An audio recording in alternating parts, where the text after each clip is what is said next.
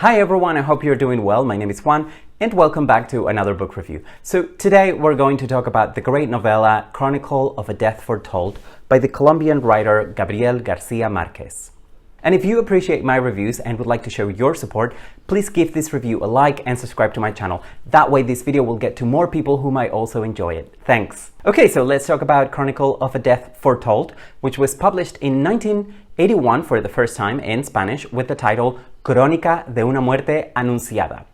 I think this is one of the first books by García Márquez I read, and to this day, I think it is still one of my favorite books of his. I have already reviewed his most famous novel, 100 Years of Solitude, so I am going to link to it here in case you're interested in hearing my thoughts on it. If you have never read anything by García Márquez before, there are two basic routes you can take. You can go straight into his masterpiece, 100 Years of Solitude, or you could dip your toe into some of his excellent short fiction first. If you decide to do the latter, I cannot recommend anything better than to pick up Chronicle of a Death Foretold. As usual, I will leave all spoilers until later, and I will let you know when we get there so you can stop watching if you like. But this novella has the biggest spoiler in the title. Everyone going in knows that its protagonist, Santiago Nazar, is going to die. We read in a way to find out how and why he dies. You can also read this short novel to immerse yourself in traditional Hispanic or Latin American culture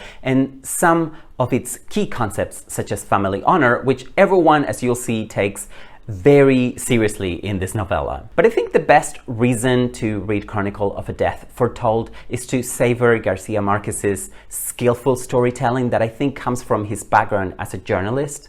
The word chronicle in the title should be understood in that context. When you read Chronicle of a Death Foretold, you feel like you could be reading a great news story about a murder in a quality magazine or website.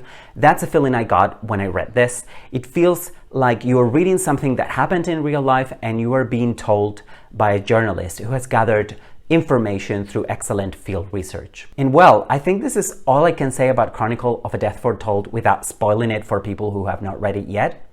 If you want to read Chronicle of a Death Foretold, I always link to the books I review in the description box for each video, so you can buy your copy of this book at no extra cost and support my channel. Now I'm going to summarize the plot and talk about Chronicle of a Death Foretold in more detail, and there will be some spoilers. So you have been warned, okay? If you don't want to hear any spoilers about Chronicle of a Death Foretold, you should stop watching probably right about now, and I will see you again, I hope, very soon for another video. Okay, for those of you who are still here, I'm now going to summarize the plot and share more thoughts I had on Chronicle of a Death Foretold. The narrative takes place in a small town on the coast of Colombia. On Ángela Vicario's wedding night, her husband, Bayardo San Román, finds out that she's not a virgin, so he rejects her and sends her back to her family. Ángela's brothers, Pedro and Pablo, who are twins, ask her who she lost her virginity to, and she claims that it was Santiago Nazar, a local young man. Pedro and Pablo find Santiago and kill him. This is the plot of this short novel. But that is not how the story is told, of course, otherwise it wouldn't be that good.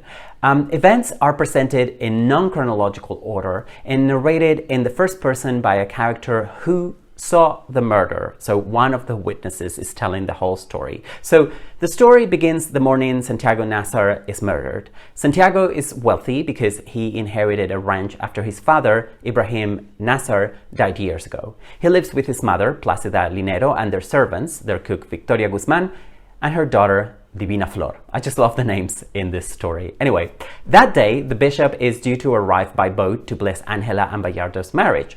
So a lot of people go to the dock to see the bishop arrive. Pedro and Pablo Vicario are sitting in a milk shop waiting for Santiago to walk past so they can murder him with their knives. Many people know that Ángela Vicario has been returned to her family, and they also know that Santiago Nazar is considered responsible and is going to get murdered as a result. Ángela's groom, Bayardo San Román, had come to town intending to find a bride. He courted Ángela for a short time. Ángela did not really love him, but because he was rich and the Vicarios were, if not exactly poor, not exactly rich either, she felt like she had to marry him. The night before the murder, Santiago, the Vicario brothers, and the narrator had been partying at a local whorehouse.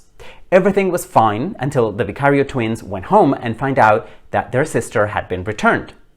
The Vicario brothers decide then that the best way to avenge their sister's honor and the family's honor would be by killing Santiago Nazar. People, even the authorities, know their intentions, but they think the twins are bluffing and won't really kill Santiago. Then we learn what happens in the aftermath of the killing. So even before we see the killing happening, we find out what happens after the murder. So Bayardo San Roman leaves town. The Vicario family also leaves, except for the twins who spend 3 years in jail, after which Pablo marries a woman named Prudencia Cotes and Pedro goes back to the army. But what about Angela? It turns out that she falls in love with Bayardo after all, and she writes to him weekly letters for 17 years until finally they get together. The murder becomes the main topic of conversation in town. A friend of Santiago named Cristo Bedoya tried to warn Santiago that morning, but he could not find him because Santiago had gone to see his fiancée Flora Miguel.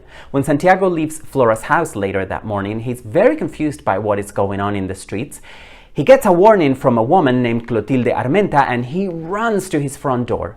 Santiago does not make it inside the house because the twins catch up to him and kill him before he can step in. A senseless crime that is foretold. People know it's going to happen, but most people either think it's a bluff or they forget about it in the excitement of seeing the bishop's arrival. And those who try to warn Santiago just can't find him in time to do so. So there is a lot of tension in this short novel. We know Santiago will be murdered, and yet we hope he won't be somehow. And when I said that the characters in this short novel take family honor extremely seriously, I was not lying. Anyway, now I would love to hear what you have to say about Chronicle of a Death Foretold. So please let me know your thoughts if you have read it. Do you love it? Do you hate it? What did you think about the tension? And if you haven't read it yet, let me know what you think of my review and if you think you will read the novella now that you've watched my review. And if you enjoyed this video, please like it and share it with your friends on social media. You can also follow me on Twitter and or Instagram at Bookish Islander, so we can talk about books on other platforms too. This is all from me. I hope to see you again very soon for another book review or bookish video. Bye for now.